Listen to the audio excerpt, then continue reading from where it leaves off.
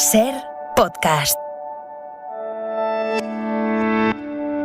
Hola, ¿qué tal? Abrimos marzo con una de las películas más esperadas del año. Ya está aquí el Batman de Robert Pattinson, más oscuro, sucio, vampírico, con el actor, con Zoe Kravitz y con el villano Paul Dano. Hemos charlado sobre esta nueva visión del hombre murciélago. Un pequeño spoiler, nos ha gustado. Un héroe muy distinto es el que propone el iraní Asghar Farhadi. El director, doble ganador del Oscar, regresa con Un héroe, un thriller sobre el honor y la reputación en su país. A la cartelera también llegan comedias francesas, amor virtual y cine de autor. Y en series analizamos La edad de la ira con el autor de esta historia, Nando López. Un episodio completo, pónganse cómodos. ¡Acción!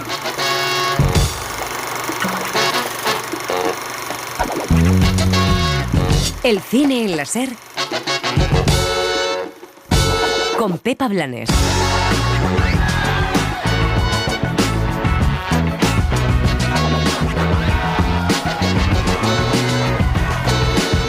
El cine de superhéroes no para. Esta semana le toca el turno al nuevo Batman, ese que interpreta Robert Pattinson y que habla del mundo actual. Revueltas, desafección, populismo. ¿Y tú quién coño eres? La venganza. La figura del héroe local es la que se esconde tras la nueva película del iraní Asghar Farhadi. El director ganó el Gran Premio del Jurado en Cannes con este puzzle kafkiano sobre el honor en época de redes sociales. Rahim, deberías acumular permisos para quedarte más tiempo.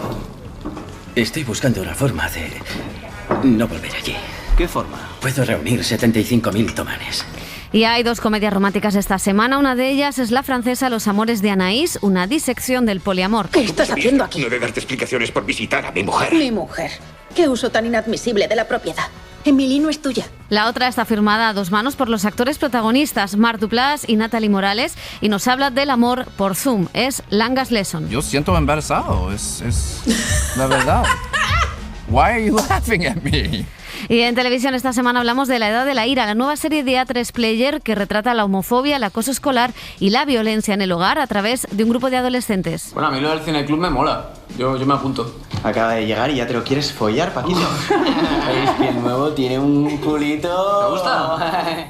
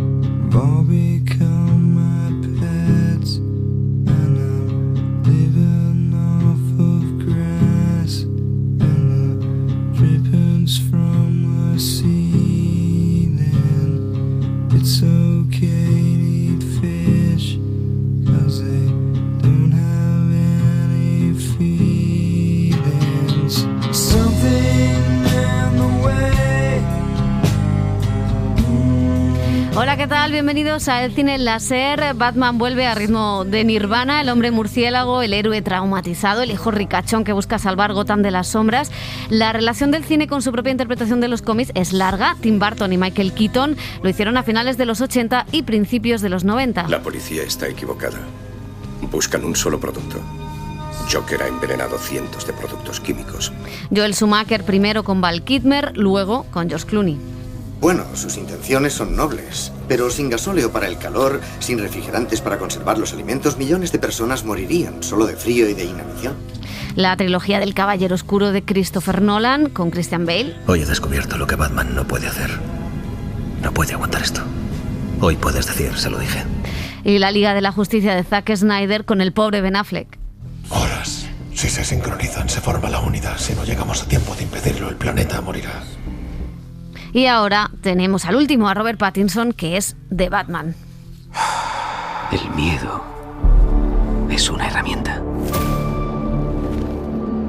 Cuando esa luz ilumina el cielo, no solo es una llamada. Es una advertencia. ¿Quién hay ahí debajo? La venganza. Es la nueva entrega de la franquicia de DC, dirigida por Matt Reeves, con el actor británico y con Zoe Kravitz como la nueva Catwoman. Una película que se abre a la diversidad, con Jeffrey Wright como el detective afroamericano y Paul Dano como el villano Enigma. También está John Turturro, Colin Farrell, en una entrega Batman post-Joker, que toma bien el pulso al momento actual, donde Batman investiga la corrupción en la ciudad, con su trauma familiar a cuestas y con la población pues cansada de la política y el populismo. Hemos hablado con los protagonistas. Bruce Wayne. ¿Perdone? No le molestaría aquí, pero su gente siempre me da largas. Él no sabe exactamente ni qué está haciendo como Batman. En las películas de Batman suele haber una parte al principio en la que se muestra lo que pasa en Gotham y cómo esos acontecimientos acaban afectando al personaje. Esta vez no es más que un tipo con traje al que no llaman Batman siquiera. Incluso la policía piensa que es un friki. La gente de Gotham no piensa que vaya a salvarlos y eso es un síntoma de lo mal que está la ciudad. De hecho, él aterra a los ciudadanos. Podría estar haciendo mucho más por esta ciudad.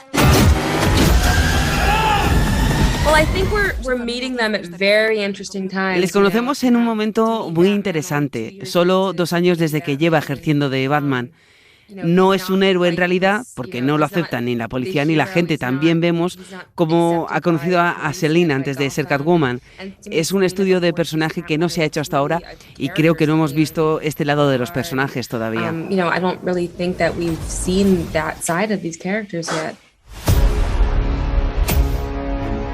Enigma te ha escrito. ¿El asesino le ha dejado eso a Batman? ¿Por qué le ha escrito a usted? En la película también está presente la confusión sobre cómo hacer que las cosas sean mejores. Todo el mundo piensa que es un héroe en esta historia y eso es lo que hace Batman, buscar ese equilibrio con unos villanos cada vez más complejos. Tienen su historia de fondo que nos acerca a ellos, aunque alguno está un poco más loco. El último acertijo, todo gira en torno a los Wayne.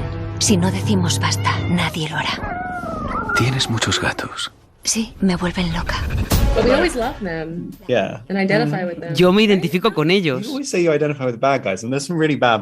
dices que te identificas con los malos, pero es que no hay malos como tal en Batman. Quiero decir que cuando ves el Joker, La gata y el murciélago. Suena bien.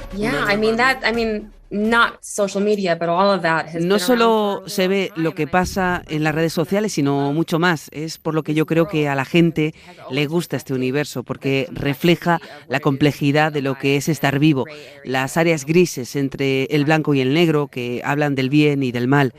Por eso se hacen estas películas una y otra vez, porque reflejan el momento actual. Estoy aquí para desenmascarar la verdad de esta cloaca a la que llamamos ciudad. ¿Tú también eres parte de esto? ¡Arriba las manos! ¡No se mueva! Yo parte de esto. Oh, no eres tan listo como creía. Bruce Wayne.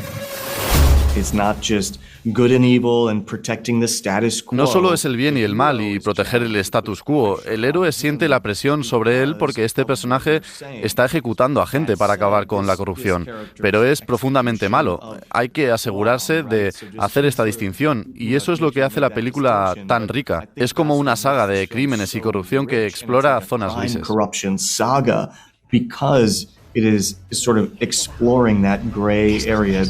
Selina, no arruines tu vida. Tranquilo, cielo. Tengo 7.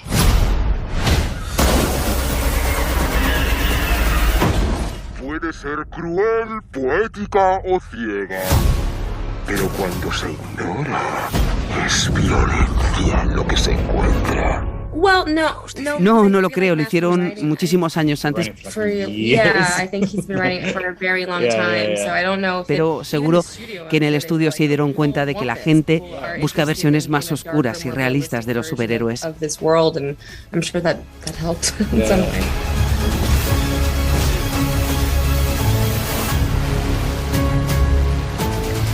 Pues 3 horas del nuevo Batman en medio de esta crisis que vivimos en el mundo actual. El nuevo acontecimiento cinematográfico, sí, no, ¿qué supone, Elio? Bueno, pues será un acontecimiento cinematográfico sin lugar a dudas. Seguro que va a llevar mucha gente a la taquilla a verla. A algunos les gustará más, otros les gustará menos. A mí me da un poco de fatiga ya que la Warner, en este caso, pues vuelva una y otra vez al personaje de Batman. Además, para mí es que no aporta mucho. Es una película oscurísima, muy oscura, es casi más una película de detectives que de superhéroes, pero es tan oscura, tan oscura, tan oscura que el apelativo del Caballero Oscuro se queda corto para este Batman, ¿no? Porque la verdad es que es cine negro, negrísimo. Sufre más que Nolan, que Bale, perdón. Sí, es sufriente, pero ya casi de manera irritante, ¿no? Para el espectador. Y luego lo que me parece es que la película es muy aburrida. Es decir, que esa solemnidad con la que tratan todos estos temas, que por otra parte ya lo sabemos, aunque te los presentan de una forma diferente, la corrupción, la lucha del bien, el atormentado Batman, su relación con Alfred. El único personaje a mí que me ha gustado de la película es Catwoman, Zoe Kravitz, que me parece que está muy bien, y Robert Pattinson en algunos momentos me parece hasta patético. Es decir, está casi siempre vestido de Batman, pero cuando se quita el disfraz de Batman es que me parece ya casi una caricatura de sí mismo, ¿no? José, creo que le ha gustado. No puedo estar más en desacuerdo. A mí sí que me ha gustado bastante. Yo creo que dando por hecho, ¿no?, que Warner y los estudios vuelvan a este personaje, creo que la intención es, si consigue resetearlo, renovarlo o ofrecer una nueva versión, al menos en estilo y en tono. Y yo creo que eso sí lo consigue la película. Tenga más o menos lagunas de guión, que las tiene. Pero a mí sí que me gusta este acercamiento tan perturbado, oscuro, a la vez un poco gótico, a la vez también vampírico a Batman, un Batman que, como decía Elio, en eso sí coincido, no se quita apenas el traje, no hay rastro de Bruce Wayne, no hay galas, no hay trajes, no hay ricachón, no hay playboy, como sí lo había en algunos momentos del Caballero Oscuro, no hay ni siquiera una interferencia emocional en forma de mujer o algo, o de cariño hacia alguien. Es un Batman profundamente perturbado, nihilista, y también coincido con Elio en que es un Batman que es un Sherlock Holmes, pero de una forma demasiado atormentada, ¿no?, e introspectiva. Y yo creo que eso sí que casa bien con la elección de Robert Pattinson, con esa idea de él, con este Batman lánguido, pálido, alicaído, ¿no? Sí, ¿no? Medio vampírico también. Vampírico con ese total. guiño. De hecho, es bastante significativo que en los pocos momentos que la película no se desarrolla de noche, entre la lluvia, entre las sombras, entre la investigación policial, cuando él aparece en casa, esa mansión de los Wayne que hemos visto de diferentes maneras, es prácticamente como el castillo o una mazmorra no sé, de un vampiro. En este caso es gracioso por el pasado de Crepúsculo, ¿no?, de Robert Pattinson. Es alguien que se tiene que poner las gafas de sol con la luz del día. A mí sí que me gusta y creo que especialmente me funciona súper bien la primera hora y media de la película. El final no me gusta, creo que hay una traca final en busca de la épica que siempre la tiene el cine de superhéroes, en busca de unos clímax a veces demasiado forzados que desentonan con el tono propio de la película, que creo que es una película mucho más no tan épica, no tan solemne, y le dan al final una resolución con la que no caso muy bien. Pero la primera hora y media sí que veo pues toques del Caballero Oscuro. También se le ha comparado, y estoy de acuerdo, con el cine de Fincher, sin su dimensión, ni su intensidad, ni su profundidad sociopolítica, ni mucho menos, pero sí con el uso, ¿no?, de las herramientas policiales, del juego, del rompecabezas. Y al final la peli, más que eso, es un rompecabezas. Luego yo creo que sí que es interesante su dimensión política. Hemos visto muchísimas veces la corrupción en Gotham, es el leitmotiv, ¿no?, de este personaje, la lucha contra ese bien y el mal, pero aquí también ajusta cuentas con su pasado, con la corrupción de su pasado, con su propio familia, con la lucha de clases. Que era algo que se intuía en el Joker, que no había llegado en ningún... Hasta Joker, el padre de Batman era un tipo ejemplar. En Joker ya vimos que probablemente no, y aquí ahonda por eso, ¿no? Claro, ahonda en esa historia, y también desmonta un poco es la forma de enfrentar su trauma, de desidealizar a sus propios padres, que es lo que ha hecho casi todas las sagas anteriores, y sí que está presente eso, igual que está presente pues una especie de villano que indudablemente no está a la altura ni del Joker de Heath Ledger ni de Joaquin Phoenix, porque básicamente no puede confrontarlo físicamente. A mí no me da tanto miedo este Paul Dano de Enigma, pero sí que está bien como reflejo quizá de un mundo en el que el villano puede ser un youtuber, alguien que está totalmente en su casa, maneja los hilos y alienta desde las redes sociales revoluciones o un propio asalto al Capitolio, que no voy a hacer spoiler, pero que se pueden trazar ciertos paralelismos con la época que estamos viviendo, con la desafección política, con la desesperanza, con ese desencanto. Es una película profundamente fatalista, pesimista y nihilista. Bueno, pues ya saben, opiniones para todos los gustos, un sí y un no de este Batman. Vayan ustedes, juzguen y vean. Vamos a seguir. El cine en la SER con Pepa Blanes. Y es curioso porque vamos a seguir hablando de otro tipo de arquetipo heroico, que es el que propone Asghar Farhadi en Un héroe, una película ganadora del Gran Premio del Jurado en el Festival de Cannes. Sigue la estela de Nader Simin, también del viajante, en el retrato de lo íntimo en su país. En este caso es la historia de un hombre que está en la cárcel porque le debe dinero a su cuñado, y con una serie de catastróficas desdichas que nos meten en el laberinto de la burocracia iraní. Me preguntaba si ha venido alguien preguntando por un bolso perdido. No, ¿por qué? He encontrado oro dentro. Chicos, ¿alguien os ha informado de una pérdida? ¿Cuánto oro había? Mucho. ¿Justo delante del banco? No, en la parada del autobús. ¿Cuándo ha sido? Hace un rato. Pues nadie ha venido a reclamarlo. Si alguien lo hace, tengo el bolso en mi poder. Lo felicito. Deje su número.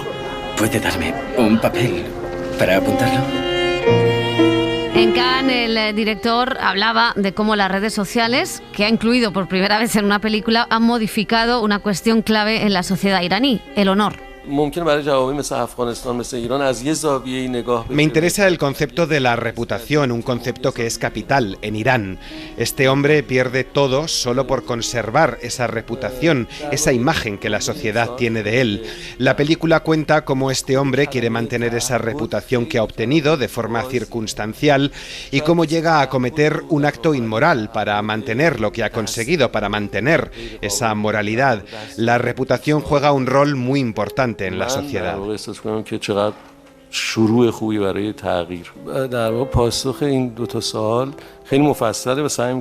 No quería hacer un juicio a las redes sociales, algo que la nueva generación de mi país usa cada vez más. Lo que quería mostrar es cómo las redes sociales modifican y contaminan la vida y la existencia entera de una persona. Un hombre hace un acto altruista, lo cuelga en redes sociales y eso cambia la percepción que tiene la comunidad de él. Toda su vida cambia y ahora debe ser irreprochable en todos los aspectos. Es como si las redes sociales le hubieran dado otra nueva identidad que le aliena de alguna manera.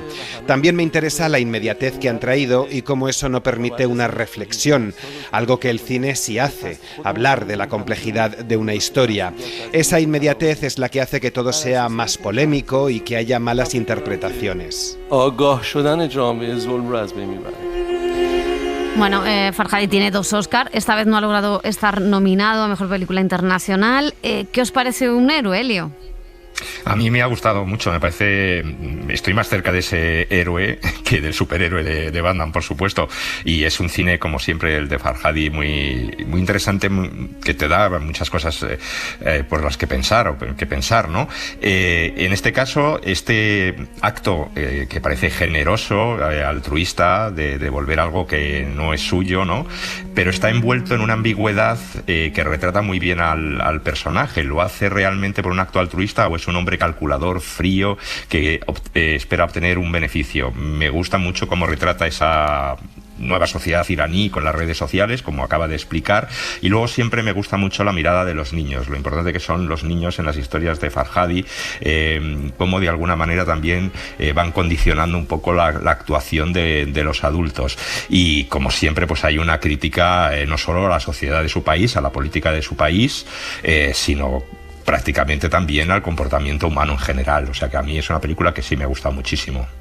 A mí he de decir que me ha gustado mucho, quizá no tanto, o no me ha sorprendido tanto como a propósito de Ellie o Nader y Simin, que son películas que digamos que son las primeras que nos introducen en ese universo suyo, pero me gusta mucho cómo usa el thriller, cómo usa el drama, cómo usa también la comedia para contar.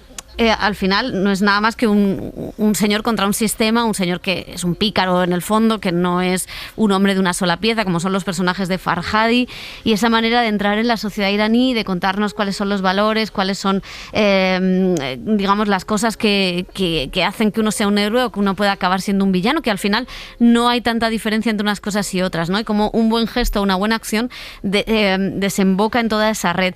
Yo creo que es la más crítica con el sistema de todas las que ha hecho. No que sea la más crítica, pero sí que al menos esa crítica es más evidente y de hecho, eso es lo que le ha granjeado su primera enemistad con el régimen iraní, porque hasta ahora había sorteado muy bien la censura y había sorteado muy bien toda la crítica, ¿no? Había sido más saura en eso, más civilino. Y en esta yo creo que es un poco más directo, pero a mí me gusta muchísimo y la verdad es que no entiendo que no esté nominada realmente. Sí, yo coincido. Me sorprende muchísimo que no haya entrado entre las 5 candidatas a Mejor Película Internacional, siendo un autor conocido que la ha presentado en Estados Unidos. Es verdad que en Estados Unidos la distribuye Amazon, no la distribuye una Major o Sony Classic, como algunas veces ha pasado con otras películas del director iraní, pero sí sorprende. Yo coincido con vosotros, me parece una película fantástica y lo que incluso más me gusta es esa ambigüedad en la que no me importa si es un pícaro, si es un impostor, si dice la verdad, si miente, porque realmente al final se ve arrastrado por un cúmulo de circunstancias, de hechos, de contrahechos, en los que todos nos podemos ver envueltos y lo frágil que es todo, lo voluble que puede ser tu imagen, tu reputación, tu honor, cómo cambia la visión de los demás. Y a mí esa es la parte que me gusta de cómo se van moviendo, porque hemos hablado pues de las trabas institucionales, de cómo se aprovechan de él, de la función también de los propios medios de comunicación, de las redes sociales, pero incluso de la caridad. Hay un retrato de cómo la caridad intenta dar un diploma o asumir estos hechos, pero en cuanto se ponen en duda cómo se reconfigura de esa manera, y son ellos precisamente los que pueden cambiar la imagen a través de las redes sociales. Y me parece un laberinto especialmente interesante desde el guión, como siempre es Farhadi. Me parece un guión brillante porque es complicadísimo y no sobra ni hace falta nada. En modo de thriller, de suspense, tiene muchos elementos, y es verdad que a lo mejor no llega al top de las películas de Nader y Simin, Una separación, pero me parece un Farhadi fantástico y en forma. Vamos a seguir, vamos a cambiar de género, nos vamos a la comedia romántica. Hay 2 esta semana. Una es Los amores de Anaïs, es una comedia de la directora francesa Charline Bourgeois-Traquet. Es su ópera prima y para ella ha contado con las actrices Anaïs de Moustier y Valeria Bruni Tedeschi.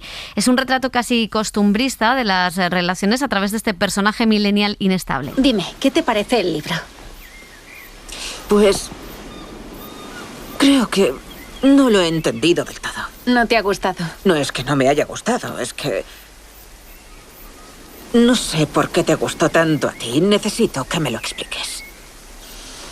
Pues no sé, el uso de la lengua, cómo está ambientada. Tampoco voy a darte ahora un cursillo, ¿te gusta o no te gusta? No hay nada que entender. Con la directora hemos hablado de pasiones, de literatura, de referentes en este tipo de comedia. Es verdad que las mujeres hacen ahora más y más películas. Se tiene cada vez más acceso a lo que ellas piensan. Para mí es una película sobre el deseo, sobre el amor, pero no sobre el deseo femenino, sino sobre el deseo en general y nada más. La protagonista es una chica joven que se inspira en mí, pero también se enamora de otra mujer de forma totalmente imprevista. Son muchas mujeres, pero no había nada militante en todo esto. No es casualidad, obviamente, que haya escogido el mundo literario. Las dos sienten esa pasión por la literatura. Anaïs está acabando una tesis sobre la literatura del siglo XVII y Emily es una escritora reconocida. Y ambas entablan esa relación de deseo, pero no solo es carnal, también se ve movida quizás por un reconocimiento intelectual entre las dos. Me pareció bello que esta historia de amor también se basara en la inteligencia y no solo en el atractivo físico. Mi puerta de entrada en el cine es a través de la literatura, de los diálogos. Mi influencia es tanto por escritores como por cineastas, porque ocupa un sitio central en mi vida. Aussi influencé par des cinéastes que par des écrivains, donc voilà, la littérature est au centre de tout. J'aime beaucoup cette question parce que c'est vrai qu'on parle souvent d'Éric Rohmer qui a été... Comparto con Éric Rohmer un gusto muy pronunciado por la literatura, por el idioma y sobre todo por explorar los sentimientos, pero también por la tradición del teatro francés. Os siento muy cercano a Woody Allen. No es algo en lo que pensé al escribir el guión, pero sí entiendo que esté presente al ver la película. Manhattan es una de mis películas preferidas, con una mezcla de estilos tremenda, con referencias cercanas y obvias. Pero también vi otras películas como La mujer de al lado de Truffaut, El salvaje o algunas películas de Arnaud Desplechin. Quelques films d'Arnaud Desplechin. Mencionaba a Arnaud Desplechin, mencionaba a Éric Rohmer, a Woody Allen. ¿Tiene algo de eso, Elio? Sí, sí tiene algo.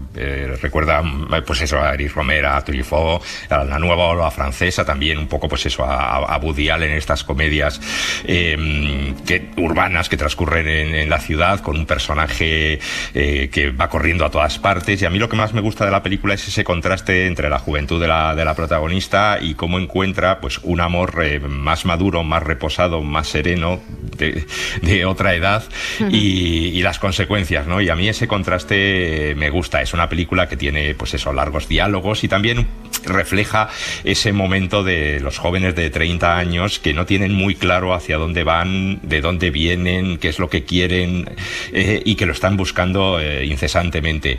Me parece una película muy, muy simpática.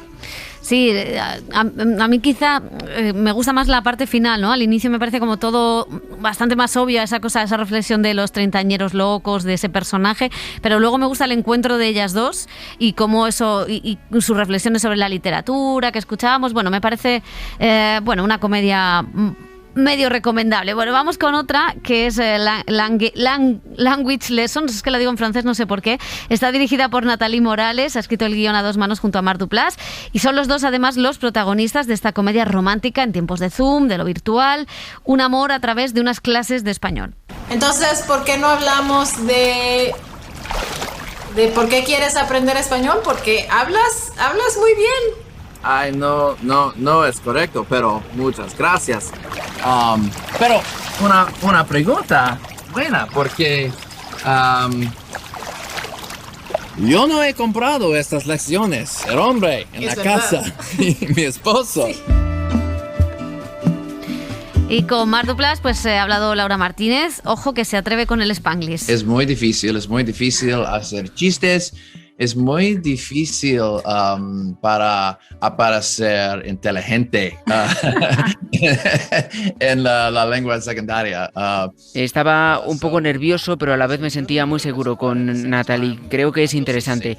Cuando improviso en mi lengua natal puedo verdaderamente comunicar lo que quiero decir. Tengo todas las palabras.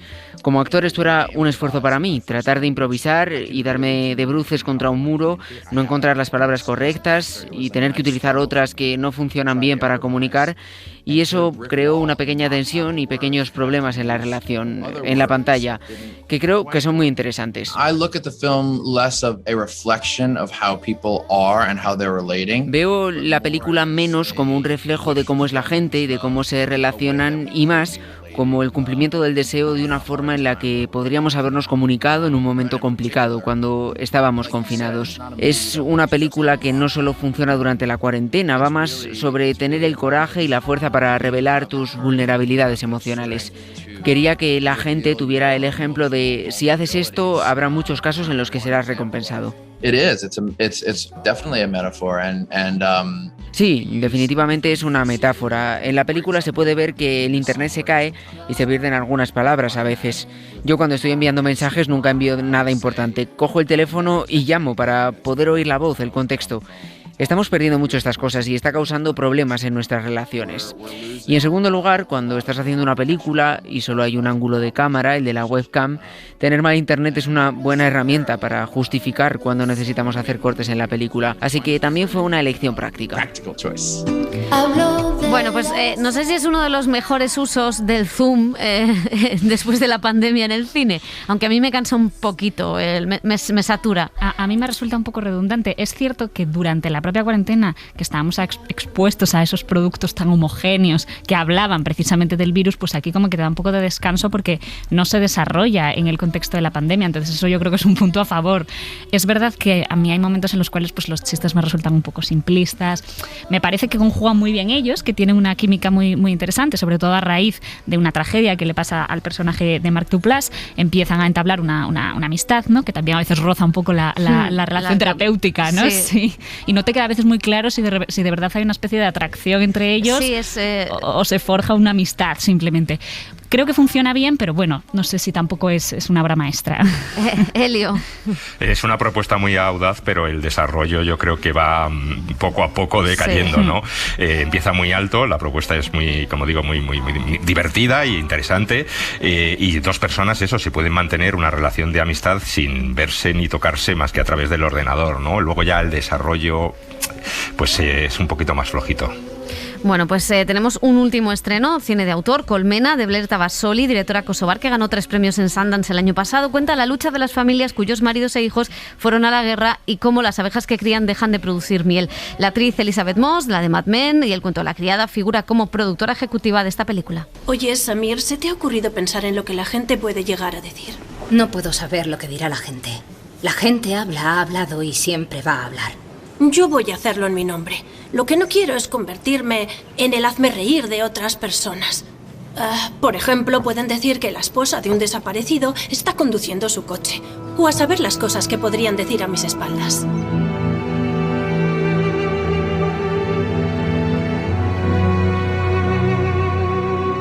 El cine en la SER con Pepa Blanes.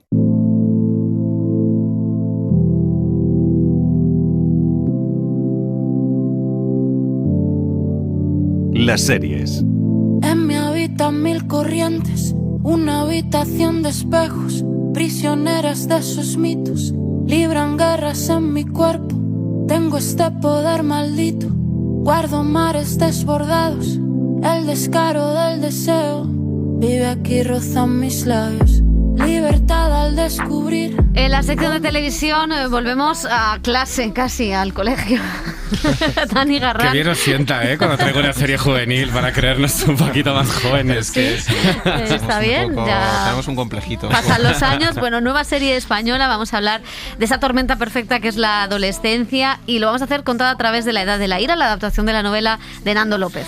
Sí, porque han pasado ya 11 años desde que el escritor lanzó esta novela y en todo este tiempo se ha convertido en uno de los libros más recomendados para leer y analizar en el ámbito escolar. La identidad sexual en la adolescencia, el acoso o la situación de la educación pública son algunos de los temas que toca La Edad de la Ira.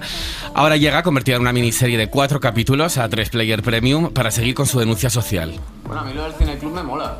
Yo me apunto. Acaba de llegar y ya te lo quieres follar, Paquito. Es que el nuevo tiene un culito. ¿Te gusta? Esto es tonto, ¿no? Habéis terminado ya con las bromitas homófobas. Entonces todo lo que se dice de vuestra generación, que sois abiertos y tolerantes, es mentira. Yo soy gay y cuando estabais sentado me comí todo tipo de bromas y comentarios que me hicieron la vida imposible. Así que no voy a permitir que se repitan. La serie, escrita por Juanma Ruiz de Córdoba y Lucía Carballal, comienza con un adolescente matando a su padre y a partir de entonces, mientras se resuelve el caso, vamos conociendo todos los puntos de vista, circunstancias de cada personaje y sus personalidades. Manu Ríos, Amaya Verasturi, Daniel Ibáñez y Carlos Alcaide son los 4 jóvenes que dan vida a esta nueva generación de adolescentes más comprometidos y concienciados. Con ellos hablamos sobre los grandes temas de la serie, la homofobia, el acoso y la educación en nuestro país. Personalmente siento como una responsabilidad de comunicar los problemas, de darles visibilidad y creo que es una responsabilidad de todos y que animo a todo el mundo a que se eduque, se informe y hable y cuente. Yo creo que es muy importante que tengan algo a donde agarrarse y como algo que sea como una referencia para ellos. Sí, yo creo que ha habido un gran trabajo por parte de la sociedad de mejora, por supuesto, porque eso hace 50 años pues no era así. Entonces hay una gran mejora, pero esto no significa que esté todo hecho, por supuesto que no. Es que hay que aprovechar este impulso que hemos tomado y este cambio que es grande, pero no es suficiente. Ayudarte a liberar una parte de ti mismo que muchas veces la sociedad se encarga de encorsetar, y esto por supuesto que sucede hoy en día en las aulas, mucho menos que antes, gracias a toda la fuerza social, evidentemente, a gente como Nando, ¿no? Que también se ha encargado de darle voz a este movimiento que sin duda es imparable y que por mucho que un sector de la sociedad se niegue, pues es que va a tirar con muchísima fuerza porque está ahí, ¿no? Y ya es imparable. Y creo que la serie no hace más que seguir una corriente para mí fundamental y necesaria. Es un problema muy serio porque la adolescencia es la creación de tu identidad. Tú cómo te configuras con el mundo adulto, entiendes ya más cosas, te entiendes a ti mismo, pero para eso necesitas una sociedad que te arrope, que te anime y no que te mengue. Sociedad, hablo también de la estructura familiar, del sistema educativo, muy importante también. Pues escuchábamos opiniones muy interesantes de estos jóvenes, pero también queremos escuchar a los mayores de la serie. Hemos invitado a hablar con nosotros a Nando López, el autor de la novela. ¿Qué tal? ¿Cómo estás? Muy bien, lo de mayores ha dolido un poquito. Ha dolido ya. Pero te lo cojo con cariño. Pues ahora verás cuando llegue Eloy Azorín, ¿qué tal? Protagonista de la serie, el mayor. El mayor, y además el mayor de los que estamos aquí, casi. Bueno, no te creas. No, que vosotros estáis hablando y sois unos niñatos. ¿Cuántos tenéis? Bueno, niñatos tampoco, 30 y pico. Pero no llegáis a 40. No llegamos a 40. Pero no hace falta tampoco indagar mucho en este tema, pues ¿no? Hablar de... pero no somos generación Z, Vale. ¿Qué tal sienta? Yo bien, además acabo de cumplir 45 años y lo llevo bastante bien. Muy bien. Dice muy bien. Sí. Bueno, pues gracias a los dos por venir. Vamos a empezar porque, claro, Nando fue profesor de secundaria durante una década, ahora lo interpretas tú, sí. Uno se interpreta al otro. Claro, habláis escuchábamos esa falta de recursos en las aulas, la situación de la educación, los discursos del odio, el surgimiento de la extrema derecha que también ha calado en los jóvenes, ¿no? ¿Cómo es la responsabilidad de educar? ¿Es justa esa responsabilidad tan grande? Bueno, es una responsabilidad que debemos asumir, que forma parte de toda la sociedad. Yo escribí La Edad de la Ira en su momento precisamente para decir que la educación no puede recaer solo en las aulas, debe recaer en las familias, en los medios de comunicación, en la propia cultura. Por eso escribí una novela, por eso esa novela luego fue obra de teatro y ahora también es una serie. También la cultura educa, ¿no? Y en este momento el que llegue esta serie resulta aún más pertinente porque todo lo que se denuncia en la novela sobre todo se centra en la violencia machista, la violencia homófoba y la violencia racista, que confluyen en la trama. Son tres violencias que ahora mismo tienen un repunte brutal por lo que tú misma decías, porque tenemos ese repunte de la extrema derecha, tenemos partidos que lo legitiman. Entonces, en las aulas se está tratando de hacer una labor pro inclusión, pro diversidad, pro visibilidad, que muchas veces se ve mermada por ese discurso violento que llega desde fuera, ¿no? Y eso lo retratamos además en escenas muy concretas que tienen base real y algo terrible, y que a la vez hace que sea aún más pertinente verla. Ojalá mucha gente se anime a verla y a leer o a releer la novela.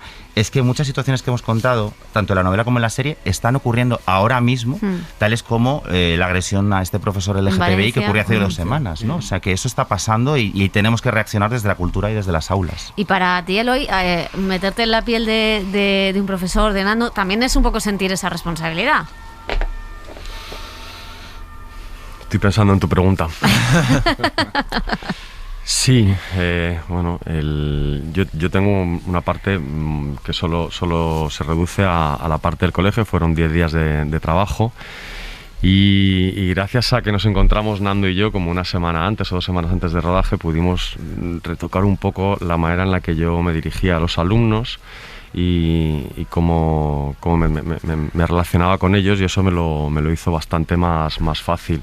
Entonces la responsabilidad había en que al ser un personaje que ha pasado por eso, que tiene mucho cuidado, cuando te escucho a ti y veo que tu cerebro hace unas conexiones maravillosas y eres capaz de explicar con una cadencia, digo, qué maravilla. Ya te lo dije en una ocasión, pero cuando te escucho es que me fascina. Son recursos de profe. Pero me fascina cómo llegas a todos los sitios, mientras que yo voy caminando y voy encontrando lo que quiero decir. Sumamos bien. Bueno, sí, había esa responsabilidad, dado que este profesor tiene que dar de alguna manera ejemplo, tiene que ser muy preciso con las palabras y decir exactamente lo que quiere decir y no otra cosa.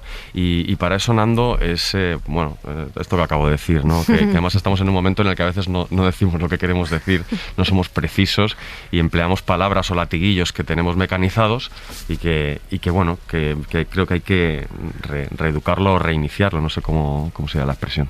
¿Y cómo fue ese intercambio entre los dos? Porque Nando tiene mucho feedback de las aulas, de los profesores, ¿no? Y a lo mejor en tu caso es un mundo más ajeno, cómo entrar a ese personaje a través de la historia, del libro, de las propias experiencias que te contaba Nando. Hablabas ahora del lenguaje. ¿Qué otras situaciones te puso en contexto Nando? Bueno, me acuerdo que el personaje en la primera escena que hemos escuchado dice... Hay un momento que cuando ocurre lo de las bromas homófobas, él dice, yo soy homosexual. Me acuerdo que Nando me dijo, eso es una palabra patologizante. ¿Qué es eso? ¿Qué es eso? ¿Qué es eso? No, se me había pasado por decir, no entendía y lo cambiamos por la palabra gay, que resultaba más cercano y se entendía mejor. Ese es el tipo de relación que tuvimos en cuanto a lo del personaje y la interpretación. Eso y una mochila. Y una mochila, sí, hubo un momento que quise usar mi mochila en un día de rodaje. Yo pensé que tenemos bastante ya alter ego, pero además me daba miedo porque producción siempre es un mundo, ¿no? Luego otra cosa muy bonita, porque Eloy tiene una sensibilidad maravillosa y yo creo que ha hecho algo que no se había visto en una serie de televisión y para mí era muy importante, que era contar un profesor real. No es un profesor de métodos extraños, extravagantes, no es un profesor de la violencia, no es Robin Williams. Sí, no es el profesor Keating. Es más, en la novela hay un momento donde dice, esto no es el Club de los Poetas Muertos, y que conste que yo soy un fan. O sea, yo terminé siendo profesor de literatura por culpa del Club de los Poetas Muertos, ¿no?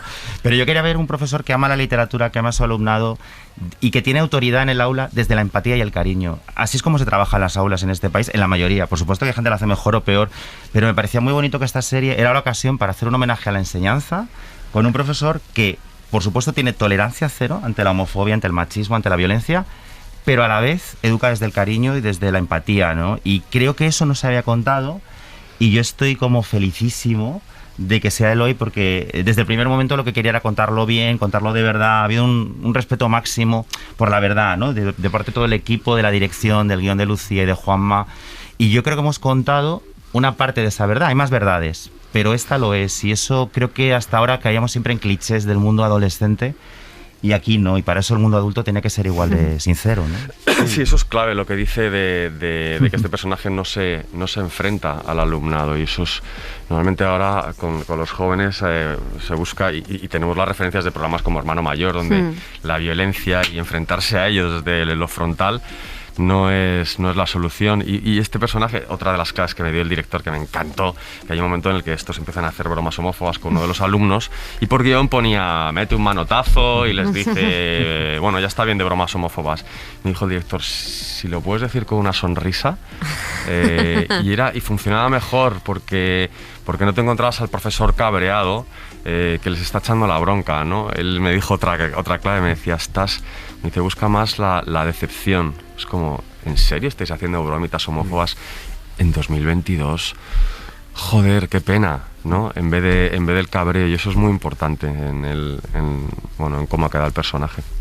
Claro, porque hablas mucho en la novela y también en la serie se ve un poco esa falta de recursos, ¿no?, del sistema educativo, esa incapacidad de los profesores de llegar a los jóvenes o de solventar algunos problemas juveniles. ¿Eso sigue pasando y por qué pasa? ¿Qué se puede hacer desde el sistema para cambiarlo? Falta reivindicar medios y recursos, falta que tenemos a lo mejor un orientador o una orientadora para 1000 alumnos. Estamos hablando de una edad ahora mismo y de una generación que no olvidemos que ha vivido 2 crisis económicas en la infancia y una pandemia en la adolescencia y a lo mejor un conflicto bélico internacional en estas semanas. Entonces, estamos hablando de una generación que tiene un contexto tan duro que no podemos dejarlos sin ayuda. No hay recursos de salud mental, no hay orientación, más que una persona como máximo. Tenemos muchísimos alumnos o alumnas por aula. Es muy difícil conocer lo que les está pasando, como lo que ocurre en la serie. ¿Cómo voy a saber lo que le ocurre a Marcos si Marcos es un alumno de los 250 que tengo cada curso? Es que hablamos de unas cifras realmente brutales. Entonces, ¿qué falta? Faltan recursos, falta interés por las aulas, falta respetar la labor docente y falta respetar a la adolescencia y no minimizar. Es que muchas veces hablamos de estos temas y es, bueno, cosas de adolescentes o este discurso de, bueno, pero fíjate, yo viví la GB y aquí estoy fenomenal. Bueno, estás fenomenal o no, que también tenemos ahí nuestras taritas que nos las tenemos que trabajar, unas cuantas, ¿no? Sí. Claro, entonces queda mucho por hacer y por reivindicar, y esta serie también tiene una voluntad de, bueno, poner sobre la mesa muchos temas y que cada cual saque sus conclusiones, ¿no? ¿Y cómo ha ido cambiando? Porque, claro, de la novela hubo obra de teatro con La joven compañía, ahora la serie, aquí no estás te desvinculaste del guión. Sí. ¿Cómo ha ido evolucionando la historia? A la par que han ido evolucionando pues todas esas cosas. Hablabas de la pandemia, claro, cuando escribes Pues, la novela claro, no imaginábamos esto, este escenario. No imaginábamos las mascarillas ni el gel hidroalcohólico, ¿no?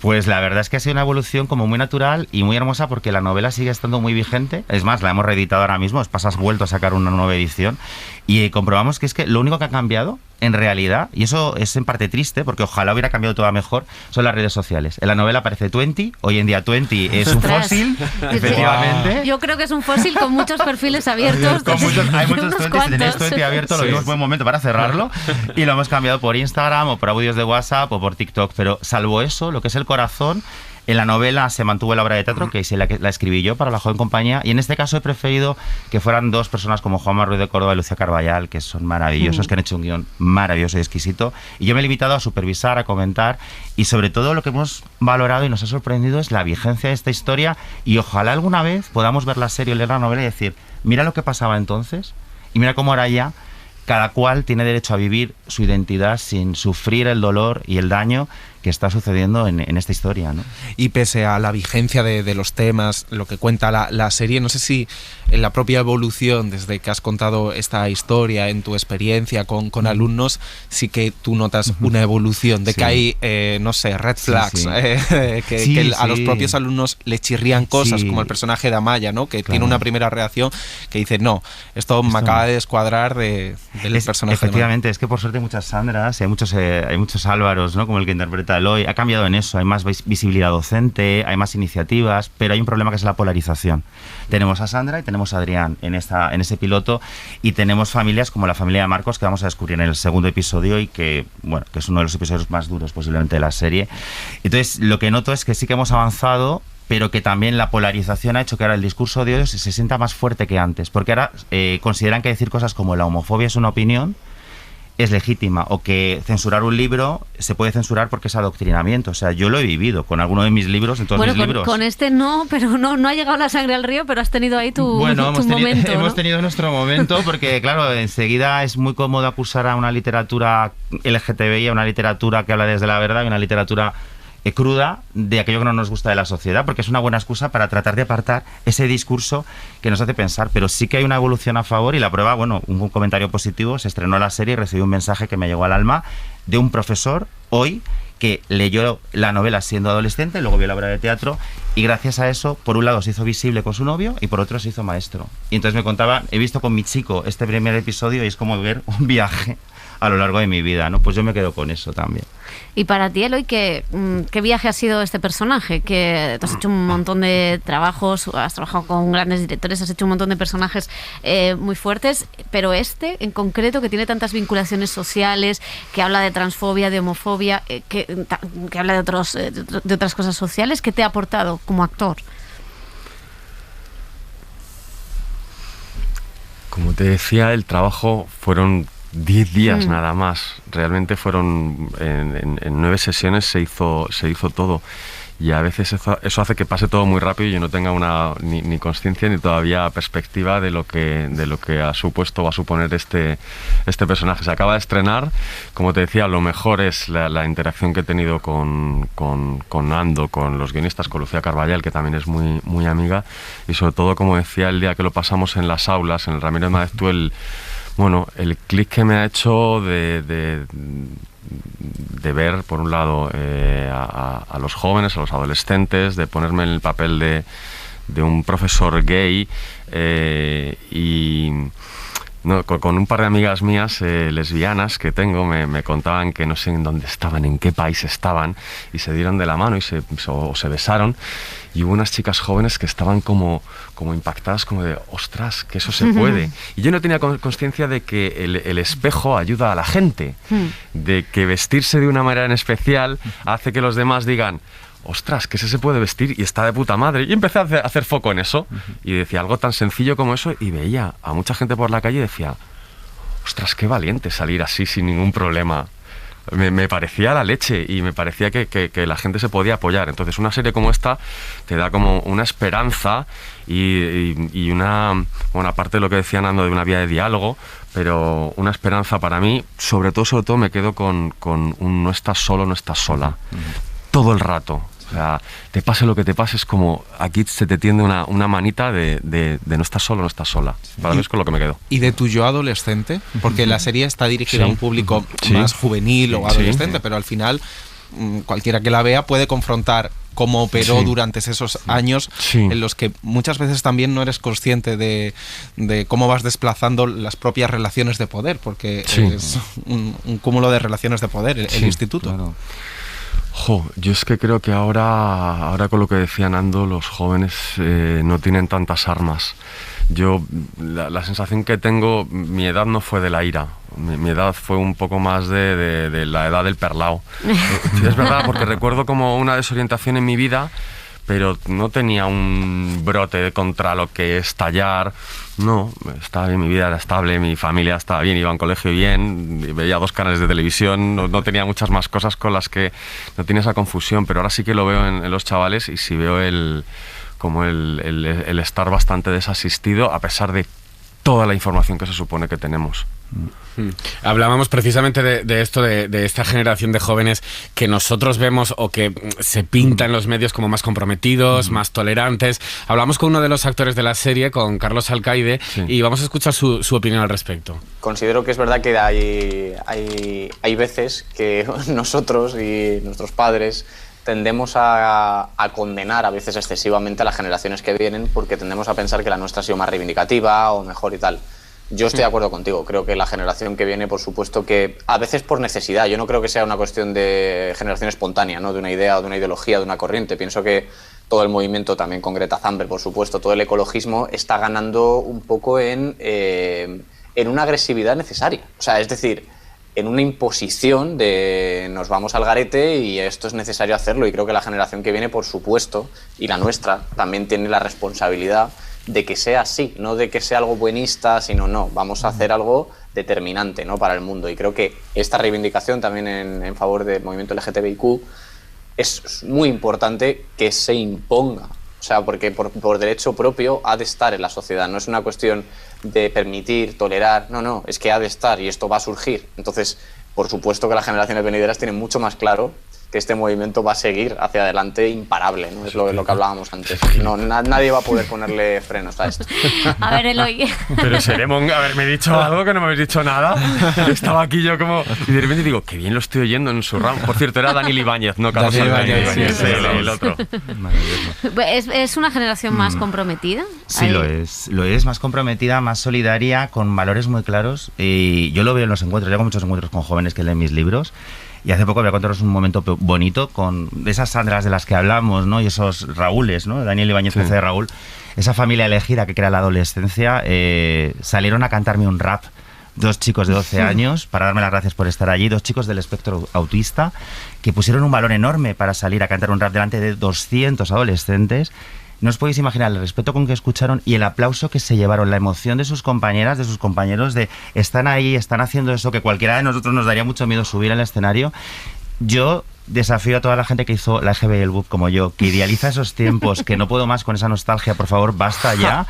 A, de verdad, recordar un momento tan bonito que demuestre que la educación puede ser un éxito, que la inclusión sucede, y yo solo veo constantemente que hay una polarización, sí, que hay una ira también, pero es una ira que no les pertenece a la adolescencia, es una ira social. Estamos en una sociedad violenta, una sociedad que les está diciendo no nos importáis, no os damos recursos, no creemos en vosotros, y que además les culpa de todo. Pensemos en la pandemia, les hemos culpado de todo lo que veíamos a nuestro alrededor, la culpa era del mundo adolescente. Si se saltaba alguien las normas, curiosamente tenía 15 años, cuando no es cierto. Entonces, creo que de verdad que es una generación que tenemos que escuchar. También hemos creado un podcast para esta serie, La de la Era, donde escuchamos voces de adolescentes reales que hablan de los temas de la serie. El feedback que nos está llegando de adolescentes es profundísimo sobre lo que están viendo. Entonces, ojalá también la edad de la ira sirva para que el mundo adulto se siente a verla, no solo porque hemos sido adolescentes, sino porque yo creo que nos puede ayudar a quitarnos, ¿no? Que es lo bueno del cine, de la televisión, de la literatura, que nos ayuda a quitarnos prejuicios y a entendernos y a crear un diálogo intergeneracional que ahora mismo no estamos teniendo. Y sobre los adultos, justamente en el segundo capítulo del que hablabas, que es el más crudo de la violencia machista, la figura del padre, porque son cosas de adolescentes lo que pasa en el instituto, pero ¿cómo te deconstruyes tú del referente que es en tu vida? Claro, y cómo influye eso, ¿no? Cómo influye, y además contarlo, y es algo que se ha hecho muy bien desde guión, que se ha hecho muy bien desde dirección, desde interpretación. Yo en la novela me documenté en su momento con psicólogas que trabajan con mujeres que han sido víctimas de violencia machista, y lo queríamos contar desde la verdad. Ese horror cotidiano, esa pesadilla cotidiana, cómo te destruye, cómo destruye tu familia esa violencia vicaria y cómo eso te crea miedos. Yo entrevisté a un chico que había vivido esa violencia machista y una de sus frases que tengo grabada cuando yo estaba escribiendo este libro fue: es que yo tengo miedo alguna vez a ser mi padre. Y eso me impide relacionarme con mi entorno, ¿no? Y creo que de verdad que es importante que hablemos de estos temas y que los contemos, no desde el morbo, no desde la búsqueda del sensacionalismo, sino desde la crudeza, la realidad, porque es que las cifras que tenemos ahora mismo de violencia machista, la cantidad de casas que son como la casa de Marcos en este país es simplemente indignante y sigue estando y sigue ocurriendo. Y seguimos mirando para otro lado. Y también queríamos hablar, que es lo que le pasa un poco al personaje de Álvaro, de qué ocurre desde las aulas, cómo podemos intervenir ahí cuando estás viendo eso y muchas veces no puedes ayudar. Ojalá, por eso insisto en que esta serie y esta novela nacieron, y esta obra de teatro cuando lo fue, nacieron para crear este diálogo y de verdad para poner sobre la mesa cosas que son incómodas. Nos gusta más pensar que eso no ocurre. Es que sigue ocurriendo. Sí, desgraciadamente sigue ocurriendo, pero os tenemos que dar las gracias por haber hecho esta serie y por haber venido al Cine en la SER. Gracias, Eloy. Gracias por invitarnos, Nando. De verdad. Adiós. Adiós, chao. Y terminamos el Cine en la SER. En la realización ha estado María Jesús Rodríguez, en la producción, redacción y redes sociales José Manuel Romero y Laura Martínez. Volvemos la semana que viene. Adiós. En mi habitan 1000 corrientes, una habitación de espejos, prisioneras de sus mitos. Libran guerras en mi cuerpo, tengo este poder maldito. Guardo mares desbordados, el descaro del deseo vive aquí, roza mis labios. Libertad al descubrir por mí misma mis pecados. Muros vienen hacia mí, símbolos de mi pasado. Déjame perderme aún y que pasen muchos años. Esta edad hace de mí un secreto y sus peldaños. Suscríbete al Cine en la SER. Escúchanos en directo en la SER los sábados a las 7:30 de la mañana y los domingos a las 3 de la madrugada. Cadena SER. La radio.